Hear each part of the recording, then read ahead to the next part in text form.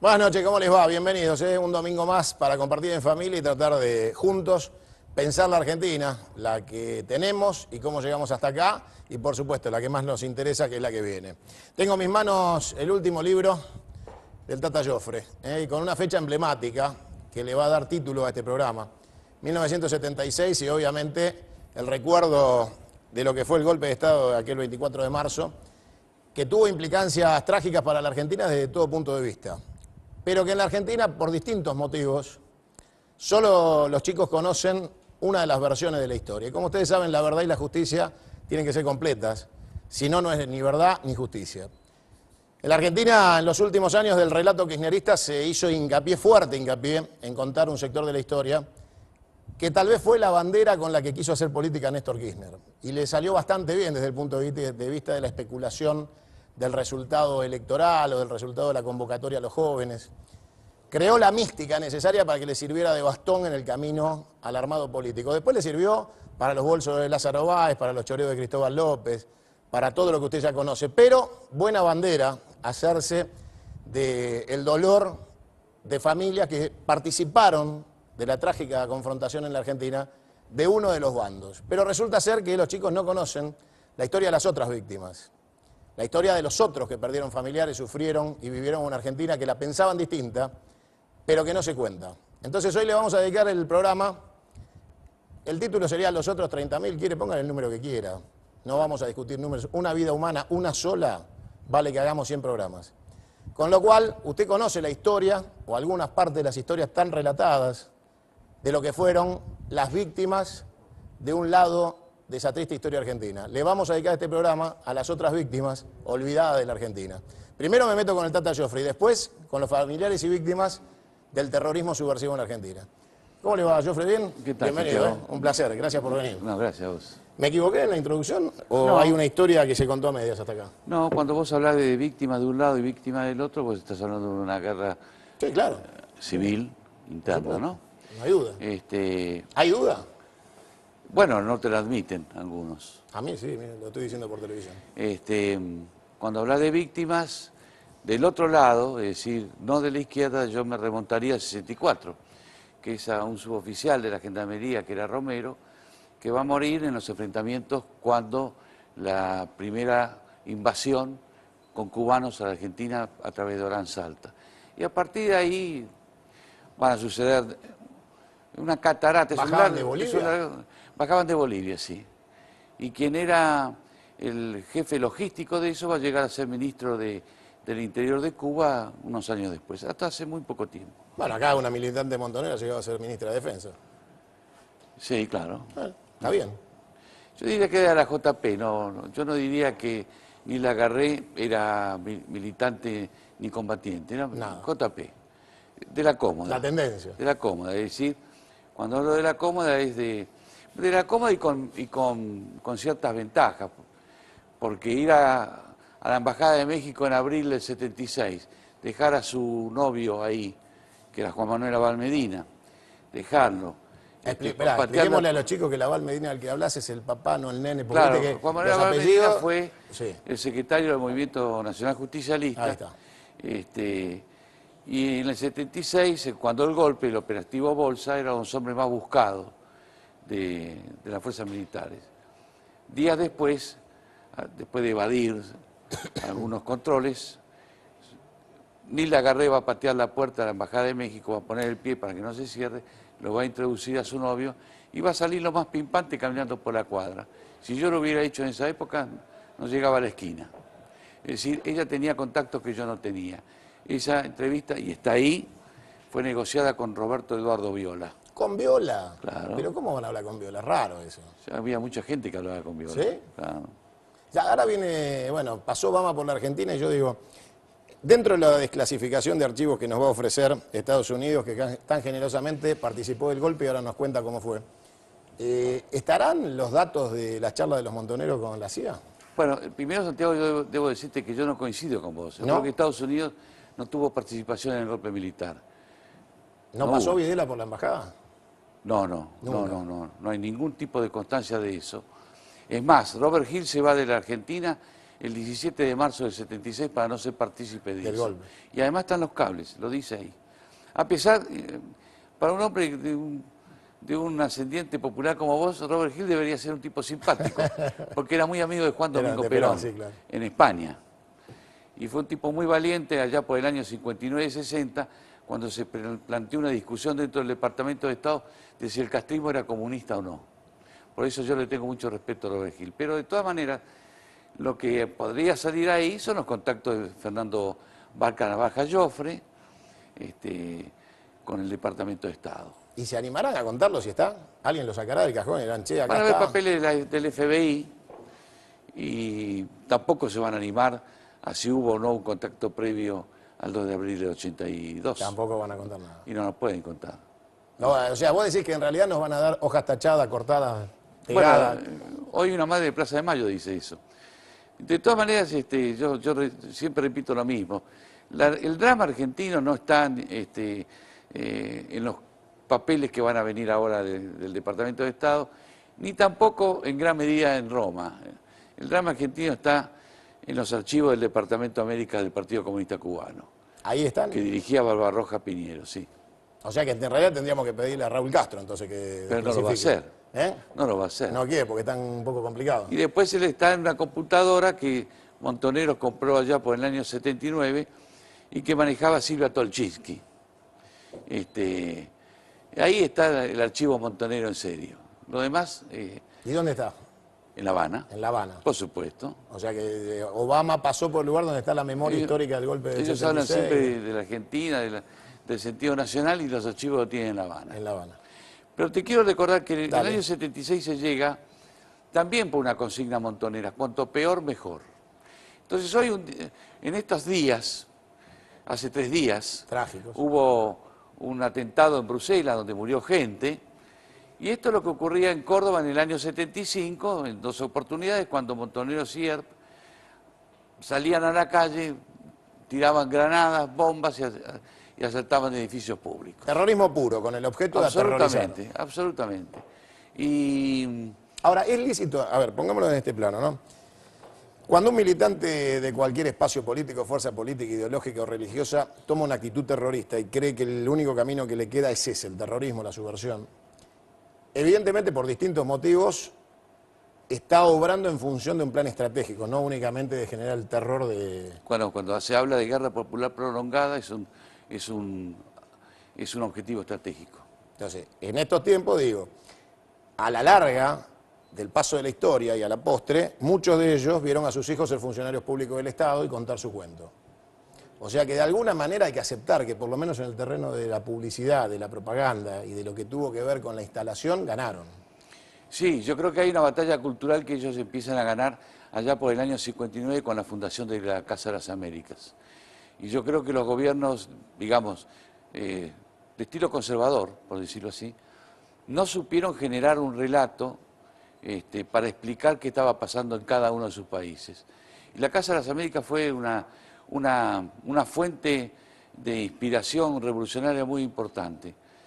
Y vuelvo a repetir, digamos, los países de América Latina no supieron cómo contrarrestar eso, porque además colaboraron para esa Casa de la América intelectuales, de los más altos intelectuales europeos, con apoyo soviético, porque la plata la ponía la Unión Soviética. Los cubanos no tenían ni para comprar un cucurucho, la plata era rusa. Ahora, qué difícil es Entonces, a partir de ahí, es muy difícil. Y lo más difícil de todo, yo quiero, es en los hombres que se fueron del poder en la Argentina en diciembre del 83. No supieron generar un historiador que les contara a la sociedad qué habían querido hacer y qué hicieron. Entonces es muy difícil. El triunfo del relato de un espacio que perdió la guerra militar pero ganó la guerra de la propaganda y que instaló definitivamente una metodología donde un programa de estos es inédito, debemos ser los únicos que nos animamos a contar la otra historia, porque los medios de comunicación masivamente se volcaron a la renta que da hablar de un solo espacio de las víctimas, ¿no? Pero es muy difícil explicarle a un chico que acaba de decir la Unión Soviética, vos pensás que un chico que tiene 20 años no sabe qué es la Unión Soviética. O sea, un chico que vos le decís la Unión Soviética tienen que ir a los libros de historia, seguramente no van a ir a los libros de historia, van a ir a Bueno, la Unión internet. Soviética nace en el año 17, se va a desplomar en el año 89 Y en el año 45, en Yalta, junto con Estados Unidos, después de la Segunda Guerra Mundial, van a dividir el globo en 12 grandes esferas. Uno va a ser Washington, esta la Unión Soviética. Desde ya que no cumplió nada de lo que había acordado en Yalta y ocupó toda Europa, y que a través del castrismo, que se convirtió en un portaaviones soviético en el Caribe, infectó a América Latina, especialmente a dos países. Hay dos países que sufrieron mucho el ataque cubano. Uno es Venezuela y el otro fue la Argentina. Y además, en el caso teníamos argentino... un puente, ¿no? El Che era argentino, con lo cual el puente... En el caso argentino tuvo un gran éxito porque infiltró al movimiento nacional justicialista. Entonces ya era algo más que un simple grupo guerrillero de FARC y montoneros. Habían logrado entrar en la fábrica sin hacer el esfuerzo.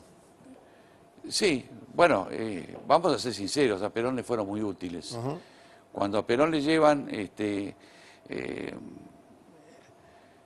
éxito para ellos del asesinato de Pedro Eugenio Aramburu, que lo va a llevar Galimberti en febrero del 71, Perón compra eso. Muchos amigos de él se lo van a advertir. Ahí está, ahí adentro.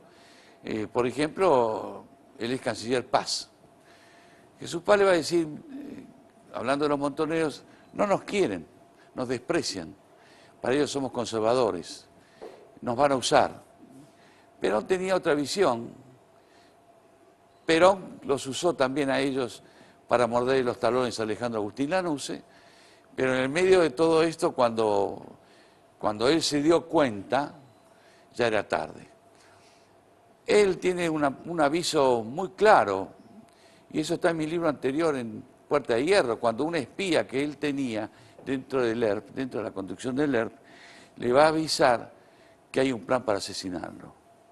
O sea, Perón sabía estas cosas. Lo que pasa es que llegó muy tarde y si no, él hubiera cumplido una tarea. Pero le dio el cuero. Sí, claro, le dio el cuero para venir, sí. Él tenía en preparación un plan que se llamaba el Plan Topo, para terminar con la subversión en la Argentina, pero se murió. A ver si tenemos, director, por ahí, la carta de Perón a los oficiales y suboficiales del Regimiento de Azul después del copamiento, donde hay una frase emblemática. En esa carta dice, exterminar uno a uno, dice Así Perón. En sus guaridas. En sus guaridas. ¿Fue esta carta el inicio de la guerra en Argentina? ¿Fue la declaración de guerra de Perón? No, ya había Porque empezado cuando antes. uno dice exterminar, dice exterminar. No te olvides que ya Perón había asumido en octubre y la Junta Coordinadora Revolucionaria ya operaba en Argentina, o por lo menos en el Buenos Aires de Juan Domingo Perón. Hay un secuestrado, es un dirigente, Victoria Villarroel, que está acá, me va a poder ayudar.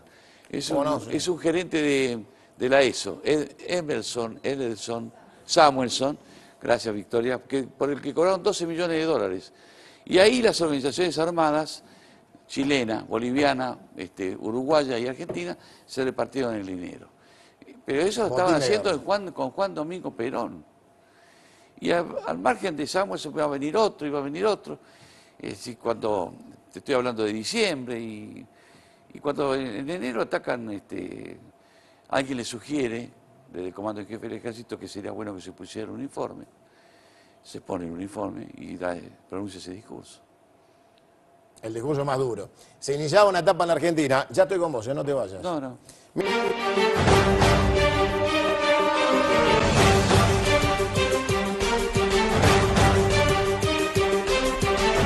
Está con nosotros Fernández Mejide. Bienvenida, muchas gracias por estar. Es un gusto. Igualmente. Aparte de un programa muy especial porque nos toca recordar algunos temas que hacen a la identidad argentina, ¿no? Y usted ha marcado un hito hace poco tiempo atrás, muy poco tiempo atrás, con un libro que generó un zanjeo, puso a unos de un lado y a otros del otro, y en realidad trata de unir, ¿no?, el libro. Así es, al contrario. Con ese libro yo intenté dos cuestiones. Una, intentar indagar por qué nos pasó lo que nunca nos debió haber pasado en los años 70. La violencia, la muerte, la represión del terrorismo de Estado, una juventud jugada entera a obtener el poder por el camino de las armas, abandonando la política, entregando su vida y tomando vidas. Mucho sufrimiento, y yo diría, si uno piensa qué nos dejó de bueno esa década, toda esa época, no lo encuentro. Yo no lo encuentro, que estoy dispuesta a escuchar, pero no encuentro. Y entonces era esa pregunta, y la otra, el tema de la verdad, que creo que no le pertenece a nadie en especial, pertenece a la sociedad. No hay la verdad, se va construyendo, sobre todo con hechos tan recientes, van apareciendo distintos testimonios, distintos análisis, distintas miradas, y a mí me parecía que había una tentación muy fuerte, de hecho, una manifestación muy fuerte por endiosar, el héroe siempre es hijo de un humano y un dios, a lo que se llamó, y a veces Perón lo llamaba irónicamente, esa juventud maravillosa, y pensar que hoy se puede aspirar a hacer lo que querían esos muchachos, partiendo de una realidad, y es que en ese momento, ni por izquierda ni por derecha, el concepto de democracia le importaba a nadie, más bien al contrario, y el concepto de derechos humanos no existía cuando se estaba dispuesto a entregar la vida y a tomar vidas, ¿no? Bueno, tanto hoy creo que tenemos un piso que se marcó con la democracia de Alfonsín, que es la investigación y la justicia, pero también la búsqueda de la verdad, y que hizo diferencias con otros países por los motivos que sean.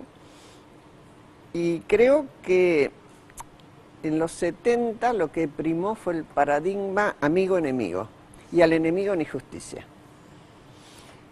Y veo que ahora, vamos a ver qué nos pasa en los tiempos futuros, ojalá eso se modifique por el resultado de las elecciones.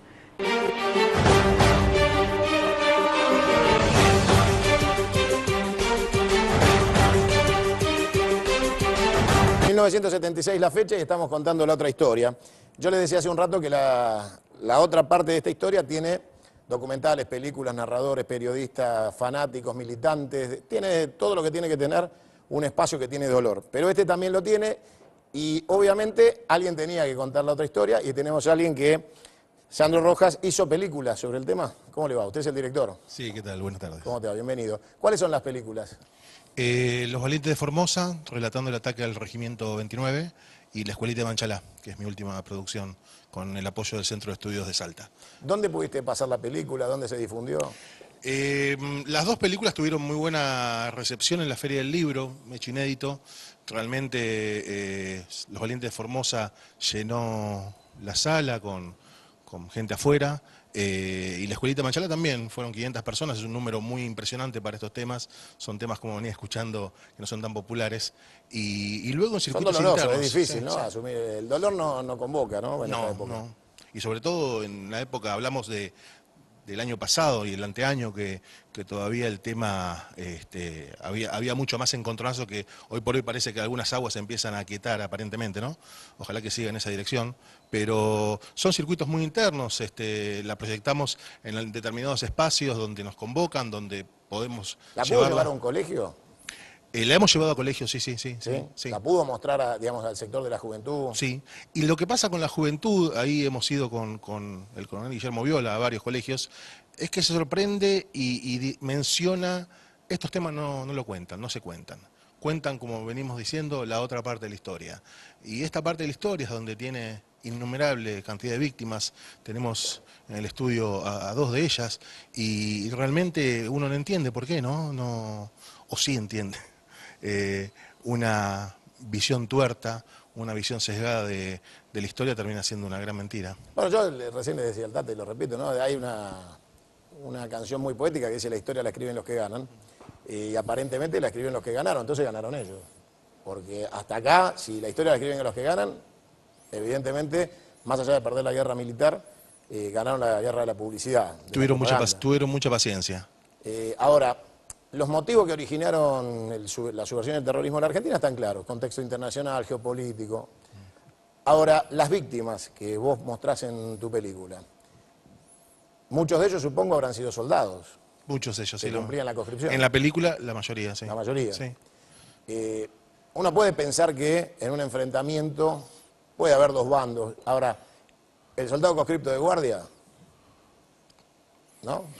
Yo te puedo... Yo para ir entendiendo, que la gente entienda del otro lado, que las víctimas del otro lado de esta historia no eran Videla, Macera, o sea, estamos hablando de víctimas que cumplían con su deber, cumplían con su trabajo, su obligación ciudadana, estaban prestando servicio, fueron masacrados en muchos de los casos, que seguramente en tus películas debes narrar, ahora vamos a hablar con las víctimas directas. Estamos hablando de seres humanos, uno vale todo, Sí. no importa qué bando sea. Lo que está claro, y tenemos que hablar a la gente, por eso te pregunto, es qué respuesta tiene la gente cuando vos le mostrás la otra víctima. La respuesta de la gente se conmueven y no muchas veces, aunque parezca mentira, no conocen a fondo esas partes de la historia, con lo cual, como decís vos, perdimos alguna batalla. Y recogiendo un poco el guante de lo que decías, estas organizaciones de delincuentes, Montoneros, SERP y demás, en uno de sus lemas era combatían el ejército oligarca, los oficiales. Sin embargo, por ejemplo, en Formosa entraron un domingo a la tarde donde había soldados. Entonces ya partíamos de algo año raro. fue eso? El año 75, 5 de octubre, pleno gobierno democrático de Isabel Perón, la viuda de Perón. Después lo repitieron con Alfonsín también, Sí, exactamente. en la tablada. O sea que, a ver, yo para tratar de acercar fechas históricas para que nos entiendan los más jóvenes, ¿no? Porque estamos hablando de hechos que ya llevan 40 años, 30 años. Entonces, para que los chicos entiendan más cercanamente, porque les contaron una historia de la cual no vivieron, no tienen recuerdo, y lamentablemente hay 100 películas de un bando contra 2 de la que vos Y pudiste se hacer. mezcló todo para confundir que todo sucedió después del 24 de marzo. ¿Te costó hacer la película económicamente, políticamente? Sí, muchísimo, sí. Muchísimo porque no hubo, obviamente, ¿no? Que no hubo apoyo estatal de ningún tipo, pero el aporte de la gente, sobre todo en la escuelita de Manchalá, fue conmovedor. La gente de a poco iba poniendo y en un año pudimos hacer un documental de bajísimo costo, producción independiente, filmado con equipos de producción muy chiquitos, pero pudimos sacar la película. Es el día de hoy, este año también va a tener gira la película. Vamos a estar en Rosario en abril, por ejemplo. En abril también vamos a estar con Los Valientes de Formosa en Mendoza. La película sigue convocando, sigue siendo un llamador, justamente contando esa parte de la historia que muchos intentan ocultar. ¿Ustedes debaten después de la película, Sí. solo la película? No, se generan, tanto en los colegios como en los auditorios donde podemos mostrar la película, en muchos casos con Formosa y con Manchalá me ha pasado que han bajado último momento auditorios. En Rafaela, por ejemplo, la película Los Valientes de Formosa había sido declarada no grata. Y bueno, hubo una movilización bastante fuerte de la gente y se impuso y finalmente un gremio cedió su auditorio y eso genera que la gente quiera verla, ni más ni menos. Sobre todo en Rafaela, ¿no? Un lugar emblemático para los Valientes de Formosa, ya que el avión que lleva a los montoneros que atacan el regimiento llega a un campo cercano de Rafael, así que había en ese momento, te hablo del año 2014, había mucha movilización por ver la película y el Consejo Deliberante, ocupado de cosas importantísimas, intentó suspender esta película que no lo logró. Les voy a hacer una pregunta a todos, Ana, te pregunto a vos también. ¿Por qué crees que en un mundo donde la participación del Papa logró que se caiga el muro de Berlín, el Papa visitó Cuba, tanto Francisco como Juan Pablo, Obama acaba de salir de La Habana, de comerse alguna buena comida cubana, y sacarse una foto con el Che Guevara atrás en la Plaza de la Revolución? Digo, ¿por qué la Argentina no logra saldar las discusiones de esta grieta profunda histórica cuando el resto de la humanidad avanza siempre hacia cerrar y avanzar, cerrar y avanzar? La historia de la humanidad es cerrar etapas y avanzar. En la Argentina pareciera que es el único lugar donde pretendemos que la grieta siga abierta porque todavía da renta, ¿no? Todavía es rentable la discusión de esta grieta. Y hay mucha gente joven, detenida, que les garantiza futuro en materia de lucro. O sea, mientras haya alguien que pueda seguir siendo bandera, seguirán detenidos. Mientras, Firmenich disfruta en España de la fortuna robada y su buena salud. ¿Por qué crees que no hay cierre de la grieta? ¿Por qué crees que no hay acuerdo entre bandos? ¿Por qué crees que no hay mesa de diálogo entre los bandos y un armisticio histórico que nos ponga en carrera para construir futuro? Mira, Santiago, En principio, voy a disentir un poquito con vos sobre Dale. el tema que vos decís de los bandos. Ujú. ¿Y por qué voy a explicar esto, Dale. lo que yo pienso? Porque acá estamos hablando no de dos bandos, sino que estamos hablando de un ejército que se arma ilícitamente y ataca a una nación, entrenado en otro país. Invade Argentina, lo hace por Tucumán, y acá lo defiende un ejército nacional, constitucional, que jura bajo bandera defender la patria hasta morir. Entonces, primero tiene que entenderse eso. Luego, pienso que no hay una grieta en la sociedad. Lo que hay es desconocimiento, como vos decís, que los jóvenes no conocen la verdadera historia. Y por otro lado, cuesta mucho insertar en el conocimiento, en la conciencia de la gente, esa parte de la historia, sobre todo porque fue ocultada hasta por los mismos protagonistas. Entonces, cuando vos hablas con un joven, y eso te lo digo por experiencia, nosotros hemos hecho en tribunales exposiciones de fotografías de la época, de documentos de la Pasen por favor época. fotos si tenemos ahí. Nosotros hemos hecho esas exhibiciones y chicos jóvenes empezaban a mirar, perdón, voy a decir dónde, en tribunales, sí, claro. en las rejas de tribunales, y la gente joven que miraba esas fotografías y primero reconocía una estética, que es la estética que usa el terrorismo para mostrar sus imágenes, ¿no es cierto? Es la misma estética porque obviamente es la misma que vemos hoy en televisión. Las imágenes que ves hoy en televisión del terrorismo es lo mismo que sufríamos acá en los años 70. Y empezaban a mirar una por una esas fotos, como leyendo todo el pasaje de cosas que nosotros exponíamos, y terminaban llorando y diciendo, a mí me estafaron, nunca me enseñaron esto. Mismo en el colegio militar se prohibió, se obvió enseñar esa parte de la historia. Entonces hay muchas razones por las cuales hoy la sociedad está dividida, pero no estamos enfrentados, estamos divididos entre los que sabemos la historia, entre los que la vivimos y los que no la saben, o los que no la recuerdan, porque convengamos también que acá se sobreprotegió a una sociedad. No sé si estuvo bien o mal hacerlo, pero acá se sobreprotegió una sociedad. Por eso hay gente a lo mejor de 50 y pico de años que era joven en aquella época y te dicen que no conocen nada de esta historia. Ujú. Ahora, bueno, no pensás que en esta época estamos hablando de hechos que sucedieron Sí. hace muy poco, nada en tiempos históricos, pero son de un país donde no existía la internet, no había celulares, ni siquiera el fax. Estábamos en tiempos de el teléfono público de Entel, la comunicación uno a uno, los diarios como gran mecanismo en blanco y negro. ¿Qué te quiero decir con esto? Muchos de los que te están mirando, chicos jóvenes, cuando vos Sí. les planteás, obviamente, desde el punto de vista más doctrinario, es como vos decís. Ahora, una guerra tiene bandos, sea el invasor o el invadido, son dos bandos. Si vos no le explicás a los chicos, para que te entiendan, chicos de 20 años, 25 años, 18 años, esta realidad histórica de manera comprensible, nos vamos a quedar frustrados vos, yo y todos, porque lo más parecido es como vos decís, ven el terrorismo hoy y lo pueden asociar, Claro. porque el terrorismo no pasa de moda, siempre el mismo. Siempre mata, siempre destruye, siempre mutila. Ahora, ¿cómo le explicarías vos, en términos más simples, a un chico de 18 años, ¿se cuenta que te está mirando un adolescente, ve estas imágenes, estos chicos que están viendo son víctimas del terrorismo subversivo en Argentina? Esos que todos están viendo son chicos muertos, familias destrozadas por el terrorismo en la Argentina. Pero estos no son víctimas del Estado, estos son víctimas del terrorismo, que quería ser Estado. ¿Cómo le explicás a un chico joven lo que me quisiste explicar a mí recién? ¿Tenés alguna manera de explicarle a un chico que te está mirando y decirle, mirá, como vos decís, había un bando regular, un bando irregular, ¿algo más simple hay? ¿Lo ejercitaron, lo practicaron? Bueno, hay algo muy simple que es explicarle que en Argentina en los años 70 hubo una guerra. La guerra no fue ni contra Alemania, ni fue una tercera guerra mundial, aunque fue, podríamos decir, bueno, que era un tema internacional, ¿no es cierto? Y que sucedió acá en la Argentina, Sí, claro, con muchísimo más crueldad. Pero es simplemente eso. Acá en Argentina en los años 70 sufrimos una guerra.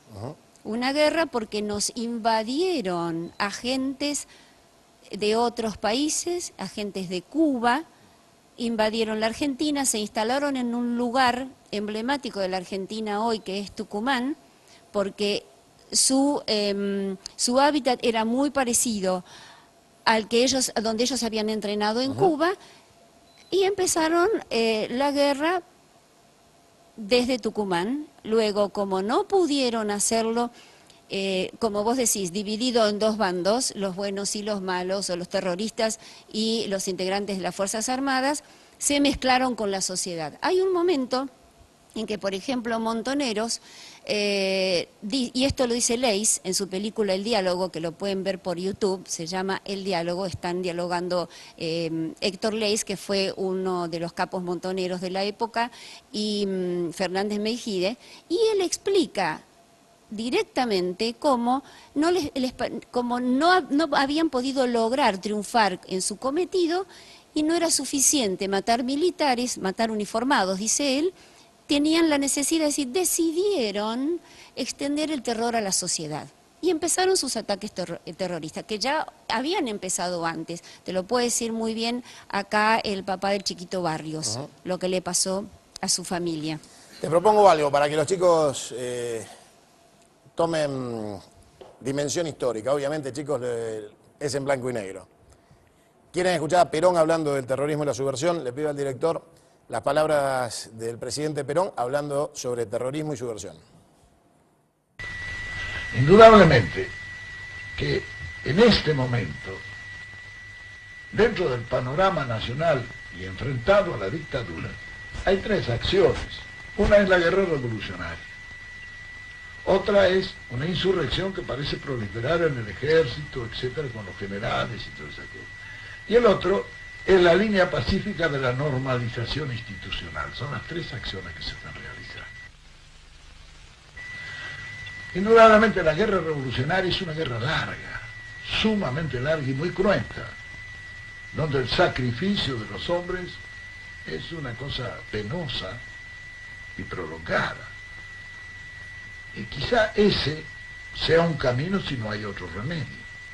La insurrección militar que se pretende realizar no ofrece al pueblo las garantías, todo por el tiempo. Quizá el camino mejor fuera la normalización institucional, porque es la que se puede alcanzar en menor tiempo. Ahora tiene un inconveniente, la mala intención. E indudablemente que se pretende hacer una trampa como nos han venido haciendo en los 16 años de guerra que llevamos. Porque piensen que esto son 16 años de guerra en los cuales hemos ganado nosotros 5 o 6 batallas. La última ganada es posiblemente la más decisiva. Este enemigo se siente vencido y comienza a retirarse. ¿Nosotros qué tenemos que hacer frente a un enemigo que se retira? Perseguirlo, no dejarle levantar cabeza. Es lo que hacemos en esta conducción. Pero siempre que un enemigo se siente vencido, busca la negociación, busca la mesa de negociaciones. Vean ustedes lo que está pasando en Vietnam, que es un ejemplo de la guerra regular, la guerra internacional. Muy bien, estos señores están matándose allá en Vietnam todos los días, sin embargo en París ya están en la 120 reunión de la Conferencia de la Paz.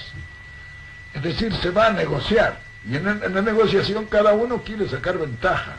Y algunos, como nos pasa a nosotros allá en nuestra guerra, quieren hacer trampa. Bueno, decía Perón, Viola, ¿cómo le va? Decía Perón, 16 años de guerra, enemigo, batallas ganadas, hay que perseguirlos para que no levanten cabeza. Contextualicemos el discurso, el tiempo, pero claramente lo planteaba en términos de guerra, lo planteaba en términos militares, de bandos, hablaba de una victoria, de que había que darle una salida electoral, pero definía algo que después los que se dicen peronistas niegan. Este no soy yo el que opina, es Perón. ¿Estoy equivocado? No, eso es lo que dicen. Lo que sucede es que acá partimos mal ya del año 84, cuando empezamos nuevamente a tener mala memoria en este país, y olvidamos que la Cámara Federal, que fue la que juzgó las juntas de comandantes, dejó claramente determinado en la causa 13, en uno de sus tantos volúmenes, que en el país hubo una guerra revolucionaria. Exactamente lo dijo él, lo anticipó, pero estoy hablando del juicio que se hizo a las juntas cuando se toma la determinación en el gobierno de Raúl Ricardo Alfonsín de hacer la investigación de todo lo que había sucedido. Ahora, paradójicamente, el concepto de guerra revolucionaria no lo recogió ninguno de los tribunales que nosotros llamamos funciones circenses, judiciales, a lo largo y ancho del país durante ninguno de estos años en que se llevó a cabo la persecución teñida de una venganza ideologizada. Ahora, lo más raro de todo esto es que en nombre del peronismo se construyó la mitad de una historia, se contó la mitad de un relato, se fomentó la mitad de los juicios, y es Perón el que recién hablaba. Es muy difícil, ¿no? O sea, yo no creo que un líder político me deje hablar en su nombre si no digo lo que él piensa. Ellos cuentan con la ventaja de que Perón estaba muerto, es contrafáctico, no estaba para contestarles. Claro. Pero están los videos, gracias a Dios quedó algo de testimonio. A lo largo de estos años de democracia pasó de todo. Se vivieron muchas marchas y contramarchas, Semana Santa, juicio de las juntas. Se vivió la ley de obediencia de vida, punto final. Derogación de las leyes de punto final, obediencia de vida. Detención nuevamente de los soldados del ejército detenidos por abuso. Pero Firmenich está en un lado, el otro, algunos se murieron andando en Harley Davidson y charlando, siendo socio de Susana Jiménez. O sea, le parecería que es mucho más fácil si uno pone las víctimas por delante. Exacto. Y pareciera que la historia les permitió a ellos mostrarse del lugar de las víctimas y tal vez la soberbia del vencedor militar lo transformó en el déspota y hoy paga el precio, ¿no? O sea, ¿ustedes se olvidaron de mostrar sus víctimas? Porque a los otros les fue genial mostrando la suya. Bueno, esa es una muy buena pregunta, ¿no? Afortunadamente, en el caso que a mí me compete, como miembro fundador de la Unión de Promociones, que es una organización que se constituyó con dos objetivos claros. Apoyar a todas las víctimas de hoy, entre otros los familiares de los presos políticos, los presos políticos Para mismos. ustedes son presos políticos. Exacto. Ahora voy a decir por qué consideramos que son presos políticos. Y también el otro objetivo de la Unión de Promociones es la lucha por el reconocimiento de la verdad histórica completa. Porque siempre decimos que la verdad contada a medias termina siendo una vil mentira, que es casualmente el motivo por el cual nosotros estamos tan agradecidos por poder venir a contar la otra parte de la verdad. Ahora bien, ¿por qué decimos que son presos políticos? Al día de hoy tenemos 2.134 hombres y mujeres, también hay mujeres, no solamente militares, de ejército, sino de todas las Fuerzas Armadas, fuerzas de seguridad, fuerzas policiales y fuerzas penitenciarias, detenidos en cárceles comunes. Hago una aclaración. Dentro de los 2.134 hombres y mujeres hay 348, hasta ayer a la noche, fallecidos en cautiverio. Decimos que son presos políticos, en primer lugar, porque fueron sacados de la órbita de la jurisdicción de sus jueces naturales y se les aplica una jurisprudencia que no tiene nada que ver con el derecho de la guerra. En segunda cuestión, los distintos especialistas del derecho, abogados, ex jueces que están cumpliendo tal función, han constatado a lo largo de todos estos años innumerable cantidad de violaciones a los derechos y garantías. Estoy hablando de la gente detenida, sí, claro, por supuesto, ¿no? Y son los únicos detenidos, del otro lado no hay ninguno detenido. Claro. Así es que el ejemplo clarito, porque del otro lado no hay nadie.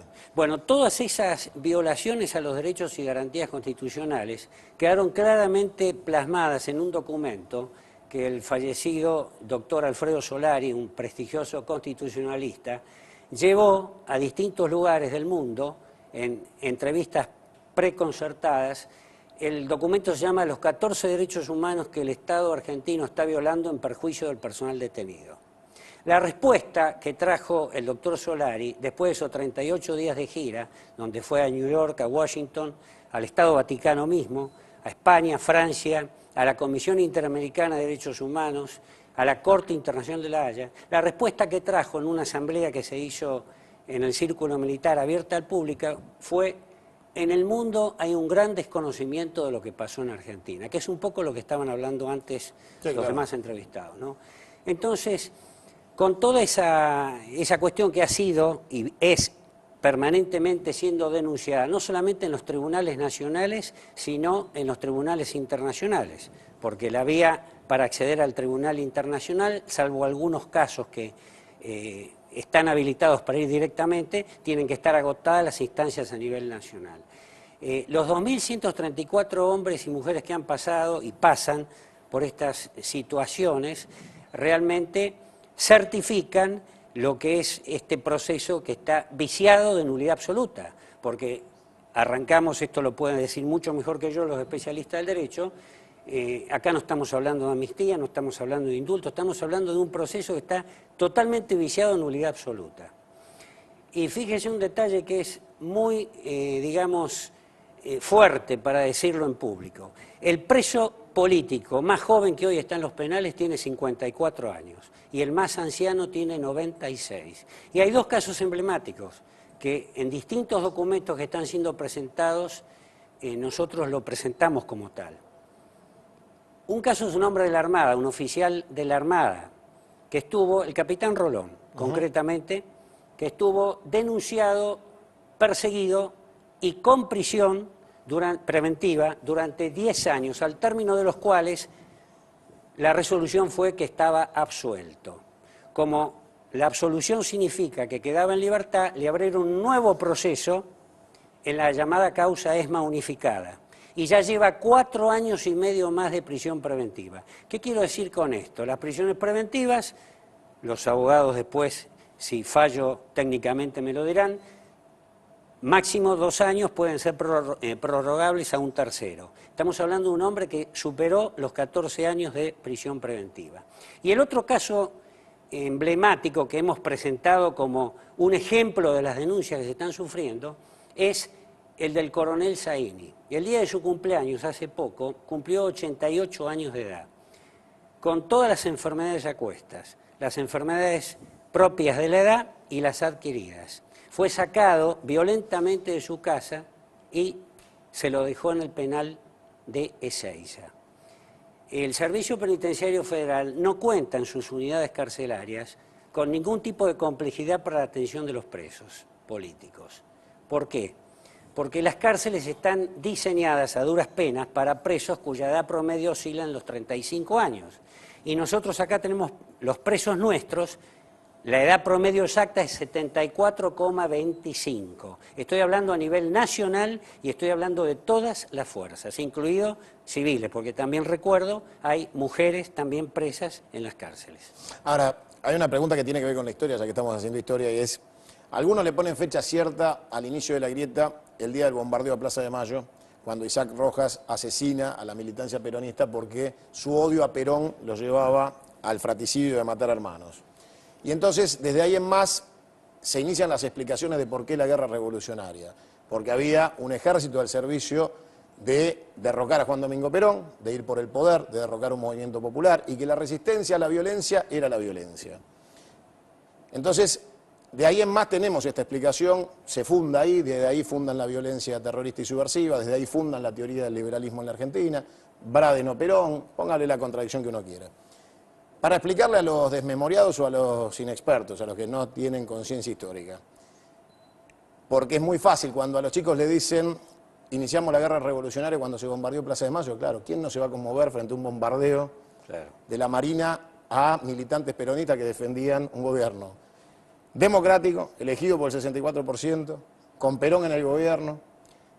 Ustedes no son la Libertadora. O sea, para que entiendan los chicos, o sí, o ustedes son los herederos del bombardeo de la Plaza de Mayo. Yo particularmente me recibí en el año 1972. En términos de calendario, mi primera acción, digamos, histórica, recordable, con toda claridad, es la liberación de los presos que en ese momento eran todos los terroristas que habían sido detenidos por el gobierno de Cámpora. Pero hay un detalle fundamental que usted señaló. En el año 76, cuando son llamadas las Fuerzas Armadas, porque habían sido superadas las fuerzas policiales y las fuerzas de seguridad, porque todo el mundo habla normalmente de fuerzas de seguridad y mezcla. Las fuerzas policiales, llámese Policía Federal o provinciales, las fuerzas de seguridad, Gendarmería y Prefectura. Cuando llaman a las Fuerzas Armadas, En ese país, en ese momento en el país, había, se calcula, 30.000 efectivos armados y altamente entrenados. Las tropas cubanas estaban entrenando en Angola, intentaron hacer pie en Brasil por la idiosincrasia quizá del pueblo brasilero, no pudieron y depositaron el ojo, por decirlo de alguna forma metafórica, en la provincia de Tucumán. Lugar donde llegaron a crear una zona liberada, donde fusilaban campesinos que se negaban a colaborar. De ahí sale el operativo Independencia, resuelto en gobierno constitucional. Ya vengo de nuevo, no se vaya, ¿eh?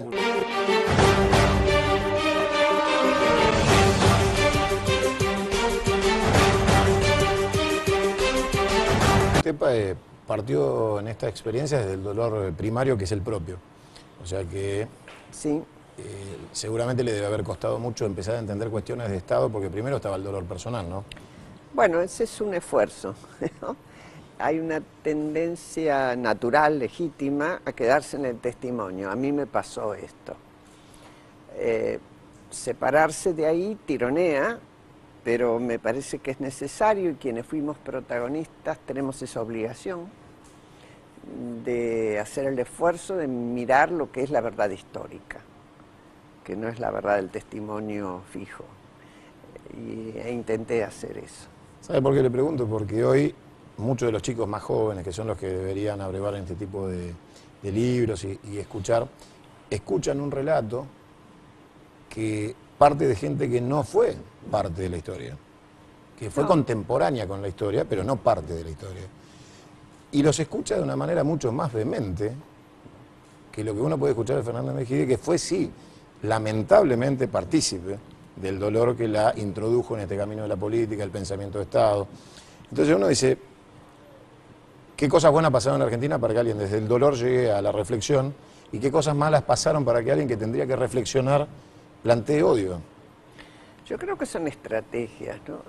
Cuando yo ayudé a la construcción de la alianza y participé fuertemente, teníamos la convicción de que sin grandes consensos no se avanzaba en los temas más duros. De hecho, el tema de la convertibilidad nos pudo y terminó acabando con la alianza. Yo creo que desde otro lugar, concretamente de los Kirchner, porque llegaban con poco voto, eso es verdad, y después de un desastre, del cual me hago en parte responsable en lo que corresponda, construyeron poder en el clásico molde de inventar enemigos y de apropiarse de símbolos. Es muy simbólico. El tema de derechos humanos así fue. Llegaron al punto, era tal su lejanía, que ignoraban que, por ejemplo, la CONADEP había ingresado a la ESMA varias veces con sobrevivientes para certificar que habían estado ahí y tenerlo eso como prueba para los juicios, ¿no? Y hoy por hoy yo veo mucha instrumentalización y no se privan de nada, incluso de poner un símbolo como fue Eve, más allá de que ella es responsable, Eve Bonafini, de haber aceptado o no, visto que los juicios se reanudaban, que era la gran demanda, justicia, dejarlas que manejara una empresa de construcción con dinero de todos los ciudadanos, ¿no? Del Estado, no del gobierno, del Estado. Y bueno, el fracaso y el escándalo que devino de ahí. Es decir, mucha utilización e instrumentalización de un pasado muy doloroso, me parece a mí.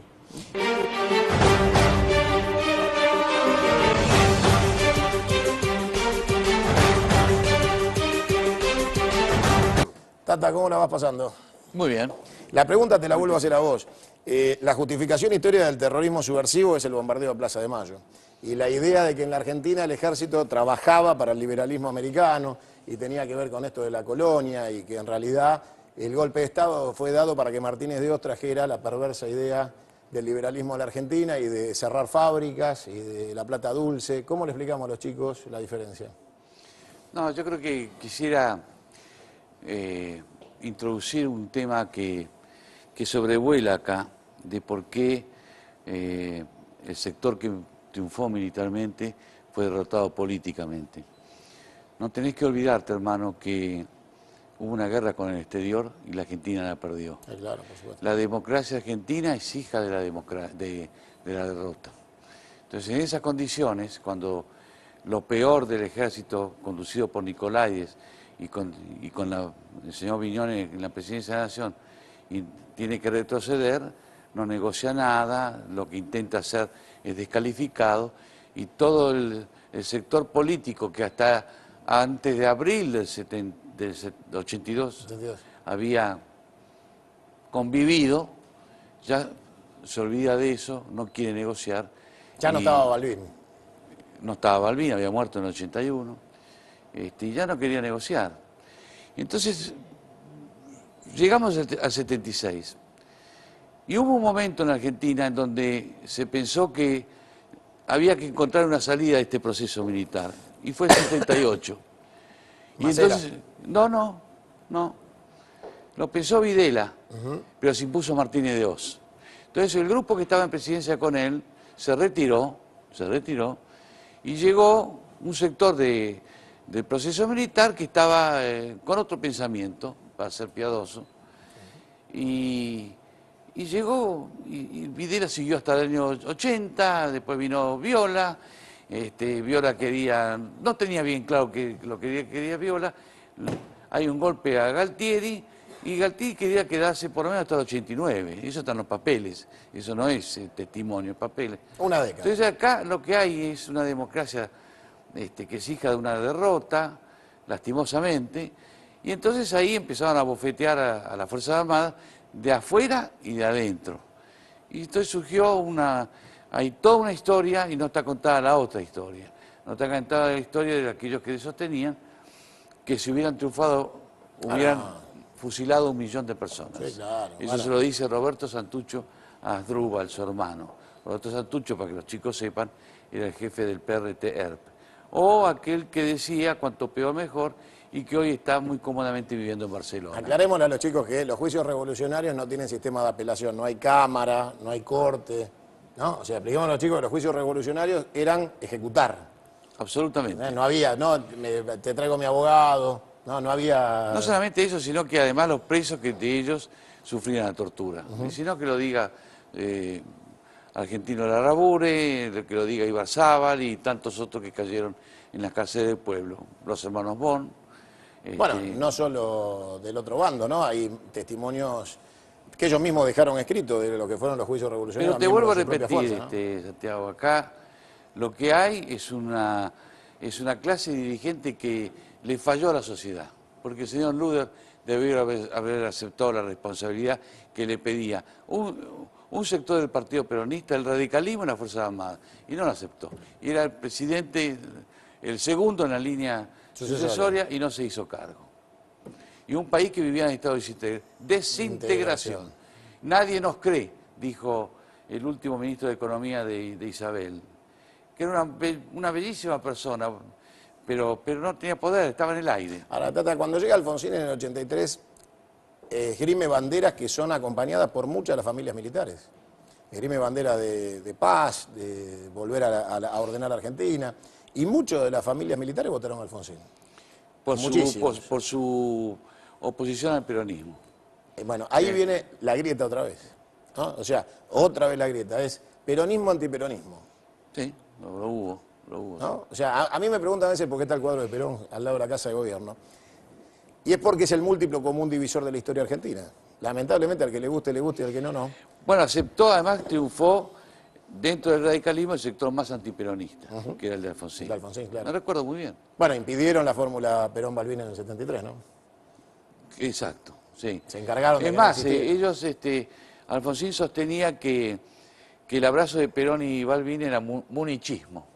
Que en ese sentido mi cuñado Alberto Solané, que está ahí, va a saber interpretar bien lo que es el munichismo, que era el pacto de Múnich. Sí, sí. Que decía de lo peor que había. Perón decía de ¿no? Alfonsín que tocaba guitarra eléctrica, ¿no? La metáfora. No, Balbín decía de Alfonsín, hay que decirlo porque es histórico, ese muchacho no sirve.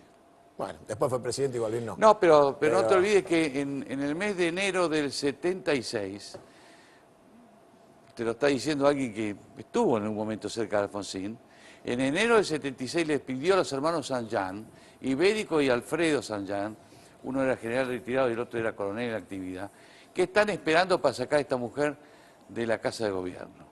No hubo ningún político que no fuera golpista en los últimos 60 años antes de la democracia. Bueno, ¿no? pero esto es el 76. Por eso Antes del 83 no hay ninguno que no haya pasado por un cuartel. por eso mi primer libro se llamó Nadie fue. Nadie fue, ¿no? Yo no lo voté, tendría que ser el próximo. Me voy a la mesa, ya vengo, Tata, no te vayas. Bienvenido, ¿cómo les va? Un placer, ¿eh? Me gustaría que ustedes se presenten solo por cuestión testimonial, no de mala educación. Ustedes son víctimas del terrorismo y la subversión. En tu caso, ¿cómo es? ¿Quién sos? Yo soy Barrios Isaac, papá de Juan Eduardo Barrio, que fue asesinado en un atentado terrorista el 6 de diciembre de 1977. Mi hijo en ese momento tenía 3 años. Había ido a pagar la luz con su mamá en el banco. Esta gente fueron a ejecutar a un policía que cumplía custodio en el banco. Bueno, ellos abonan la boleta de luz, salen a la calle. En ese momento el policía era relevado de su cargo por otro compañero y también sale para retirarse a su domicilio, supongo. Bueno, en ese momento un auto se acerca, le disparan al policía, eran 2 subversivos. El policía cae en medio de la calle. Cuando cae, baja una mujer, le rocía una bolsa con nafta, le prenden fuego, bueno, y escapan cubriéndose a tiro. Uno de los disparos le dio a mi hijo y obviamente lo mató. También hirieron a 2 personas más. 3 años. 3 añitos, sí. 3 años. ¿Esto dónde fue? Monte Chingolo. Monte Chingolo. 6 de diciembre de 1977, yo en ese momento era operario metalúrgico. Estaba trabajando, estaba en mi trabajo. ¿Militabas políticamente? Nada, absolutamente ¿Tenías nada. algún interés? En absoluto, vine de la provincia de Corrientes buscando algo mejor. ¿Sí? Bueno, trabajaba de las 6 de la mañana hasta las 8 o 9 de la noche, 14, 15 horas todos los días para poder salir adelante. Y criar mi hijo, obviamente. Tenía uno solo. Bueno, es muy triste para mí. Ahora, bueno, está hablando del tema del 24 de marzo. Para mí es un día muy triste, de mucha indignación, porque me veo que soy discriminado, toda mi familia, mi hijo, no hemos tenido el Día de las Víctimas para nosotros, ¿sí? Bueno, el recuerdo más triste que tengo, muchos recuerdos lindos de mi hijo, pero el más triste supera todo, que es haberlo visto adentro de un ataúd por última vez. Esa fue la última vez que vi a mi hijo. ¿Recordás haberlo visto antes que se fuera con la madre para la luz? No, yo me fui a las 5 de la mañana al trabajo, él dormía, le di un beso y me fui. Como todas las mañanas hacía lo mismo. Cuando lo volví a ver, era ya cuando, después de que le hayan hecho la autopsia, no me dejaron verlo cuando llegué al hospital porque ya había fallecido. Lo vi cuando ya era, después de haberle hecho la autopsia, ya como el tema manejó la cochería y bueno, lo vi cuando abrieron el ataúd, lo trajeron para velarlo. Bueno, ese es el recuerdo que tengo desde aquello tiempo hasta hoy, ¿no? Casi 40 años esperando justicia y es muy triste recordar esa situación cuando veo por los medios, a los periodistas, en los diarios hablar de los desaparecidos. Porque no tenemos el mismo derecho. Yo lo que estoy pidiendo hoy y de hace varios años es justicia. Justicia para todas las víctimas, justicia para mi hijo y muchos miles, porque hay muchos. Hay muchos civiles que fueron asesinados, mutilados. Y lo que decía la señora, el tema del desconocimiento. Yo creo que fundamentalmente en los colegios se tapa todo. Porque yo tengo nietos, tengo hija más chica, y en los colegios no se habla del tema. Los chicos desconocen totalmente. Tu bebé es un NN para la sociedad. Exactamente. Toda esa historia no se conoce. ¿Todavía te emocionás? Sí, por supuesto. Por supuesto, como es algo que uno no lo supera jamás. Solo el que lo vivió puede saber, el que vivió algo parecido. Para nosotros, aparte nos afecta a toda la familia. Mi mujer quedó traumada para toda la vida, mis otros hijos, tengo 3 hijos más. Lo vio morir en sus brazos, claro. Obviamente. Estaba en sus manos. Y mis otros hijos, claro, toda una vida de bronca, de odio, porque a uno le da bronca, estar viendo todo el tiempo que se habla de los desaparecidos, de los derechos, y el derecho nuestro, ¿dónde está? No existe, no existimos para la sociedad. ¿Existió causa judicial por la muerte de tu hijo? No, nunca se dio lugar, nunca se dio lugar. ¿Y qué fue para entonces, para la Argentina, la muerte de tu hijo? ¿Cómo se configura? ¿Dónde está? ¿No está en un expediente judicial? ¿No murió? No existe. ¿Pero que fue una muerte natural? No existe porque no se habla del tema. O sea, yo lo voy a decir con todas las letras, está prohibido hablar de ese tema. Bueno, acá no. Haciendo una excepción de su parte, el periodismo no habla, salvo el señor Mariano Grondona, que una vez nos invitó al programa, del tema de mi hijo no se habla, de mi hijo y de todas las víctimas.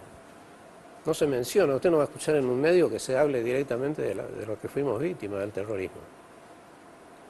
¿Qué día murió? El 6 de diciembre de 1977 a las 12 del mediodía, 12:30. ¿Tu nombre, tu experiencia? ¿Qué tal? Sergio Alejandro Renault. Bueno, yo soy hijo de un policía asesinado por montoneros, por el grupo terrorista Montoneros. Bueno, mi papá en ese momento en realidad estaba haciendo lo que sería de franco de servicio, trabajaba en un puesto de diarios frente a una fábrica muy importante de La Matanza. Nosotros somos de La Matanza. Estaba tratando de ganar una plata más para llevar a casa. Exacto, porque y se encontró con que tenía un hijo de 4 años, que era yo, y mi madre, y bueno, era una época bastante complicada, supongo yo la verdad que tenía 4 años.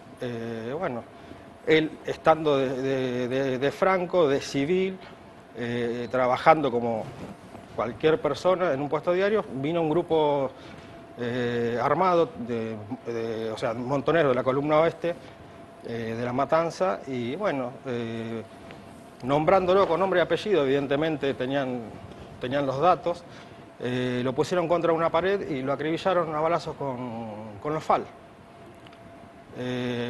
Bueno, no solo eso, que una vez que él tirado en el suelo, ya prácticamente moribundo, encontraron su arma reglamentaria y con esa arma, sistemáticamente, como ellos hacían con todos los policías y demás personal de las fuerzas, lo remataban con el arma reglamentaria de ellos.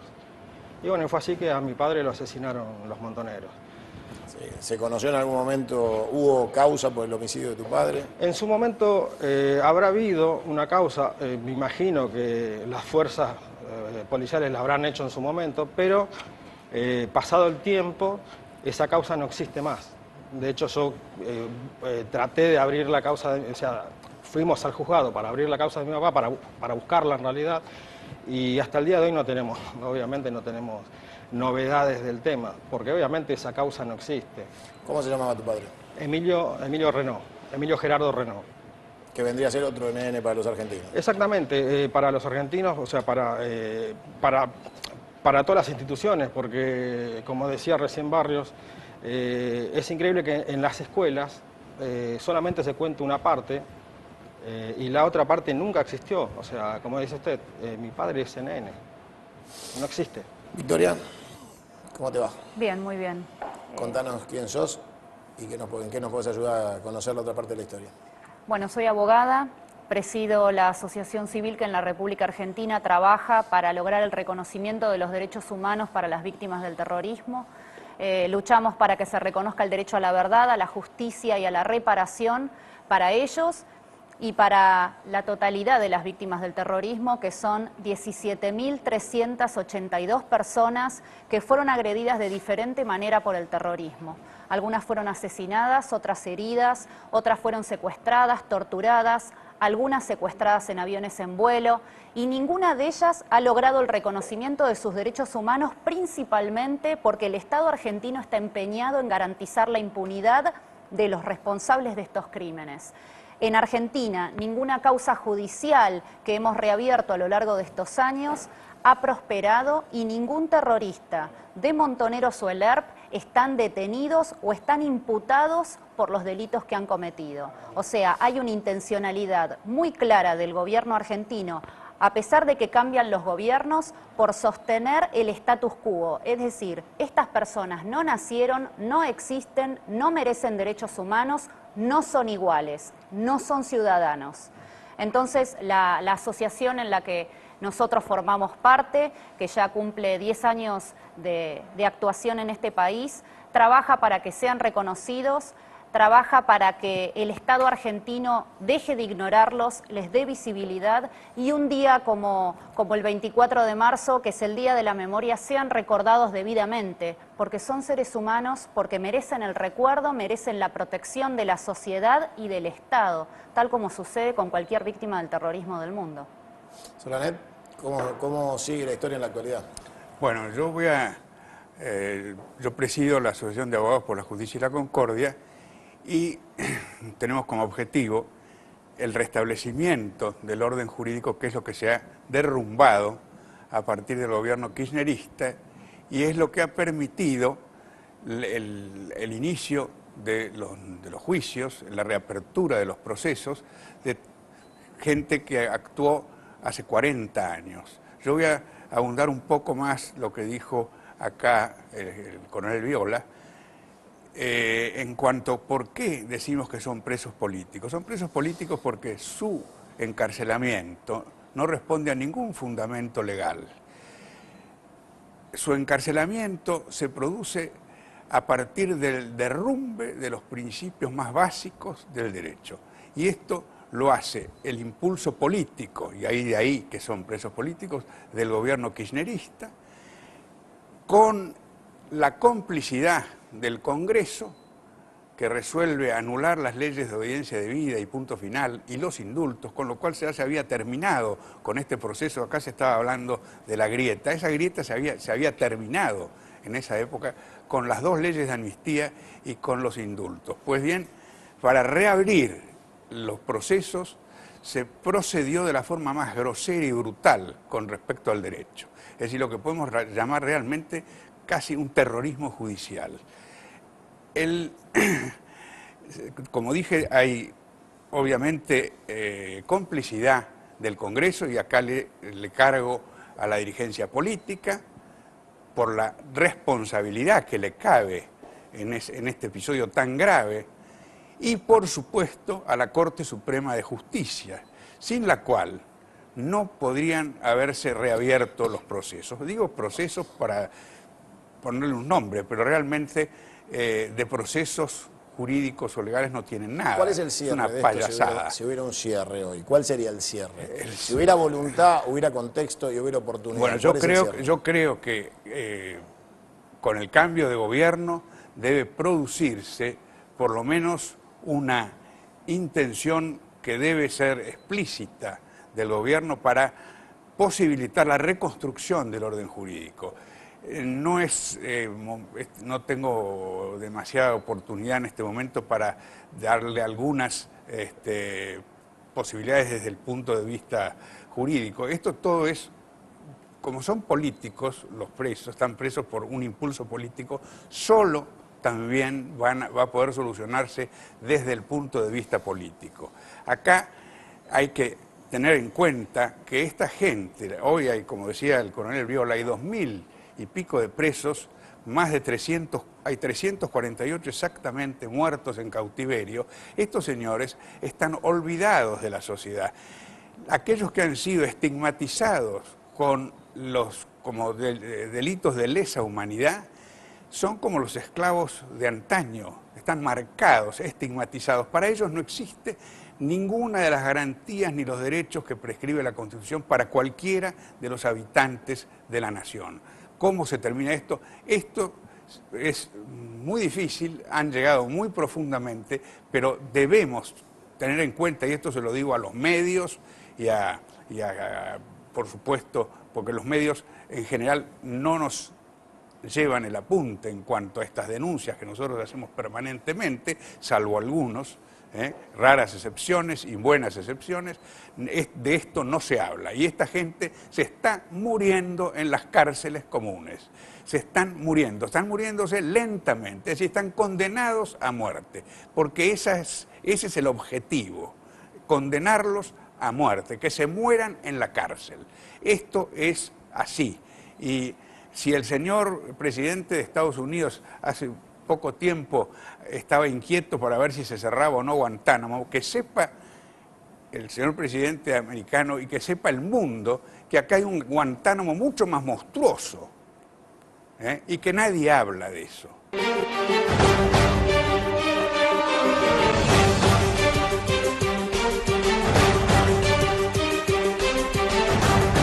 Usted hoy, 30 años después, con un libro que para usted debe haber sido el cierre de una etapa de intelectualización del conflicto muy profunda, porque evidentemente cuando usted le habrá puesto la firma a la última hoja, estaba dejando un testimonio cerrado de muchos años de reflexión. Así es. Cuando le puso la firma y empezó a caminar esta explicación del libro y de la realidad, esperaba que algunos, porque lo vi yo en 678, algunos tomaran una posición de agravio en vez de interpretación, de diálogo. Mire, la verdad, de aquellos que yo descontaba que se iban a sentir tocados porque hacen una elucubración de que esto es darle espacio a la derecha y de que en realidad es querer que se interrumpan los juicios, son todas interpretaciones arbitrarias, lo descontaba. Y la verdad, a esta altura no me importa. Tengo 82 años. Pasé buena parte de esa vida criando hijos, trabajando, después dedicándome a resistir a una dictadura y después tratando de hacer política, a lo mejor que supe hacer.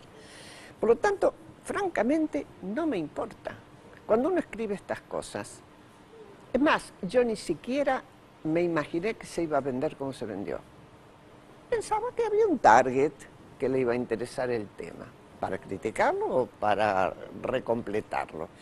Lo que sí está ocurriendo, por suerte, es que aparecen muchas voces del lado de aquellos que estuvieron en la lucha armada en ERP y en Montoneros, que están reconociendo los errores, que lo están planteando, algunos que avanzan hasta para pedir perdón, el caso de Leis o del barco hace mucho más tiempo, y que están aportando su luz sobre, o Daniel Pérez, un periodista, Daniel Mushnik, ¿por qué pensaban como pensaban y por qué creen hoy que se habían equivocado? Eso es bueno, no están apareciendo las mismas voces del lado de los militares, ¿eh? No se oye nada, ni un pedido de perdón, ni un reconocimiento del daño que se hizo.